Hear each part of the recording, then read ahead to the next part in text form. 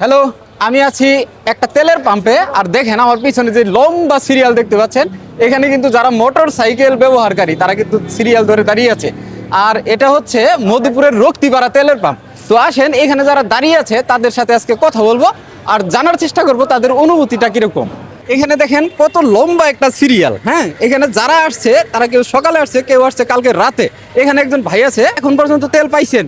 জি, আমি 300 টাকার তেল পাইছি এখন পর্যন্ত। আচ্ছা, 300 টাকার তেল উনি পাইছে কালকে রাত 10টার সময় আসার পর। আচ্ছা, এই যে অবস্থা, যে সিরিয়াল ধরে তেল নিতে হচ্ছে আপনাদের, তা আপনার অনুভূতিটা কিরকম? খুবই খারাপ, ঠ্যাঙ্গের গিরে খারাপ ফুলে গেছে গা। আচ্ছা, যাই হোক, এই যে এখানে এখানে আরেকজন ভাই আছে। ভাই, আপনার কি অবস্থা? কখন আসছেন? ভাই আমার অবস্থা একই। কখন আসছেন আপনি? কালকে কালকে আসছেন। তো দেখেন কি একটা অবস্থা, এখানে যারা মোটর সাইকেল নিয়ে আসছে কালকে আসছে, এখন পর্যন্ত তেল দেওয়া হচ্ছে। তো এখানে কত টাকার তেল দেওয়া হচ্ছে? 300 টাকা। 300 টাকার উপরে দেয় না? না না না, 300 টাকার উপরে দেয় না।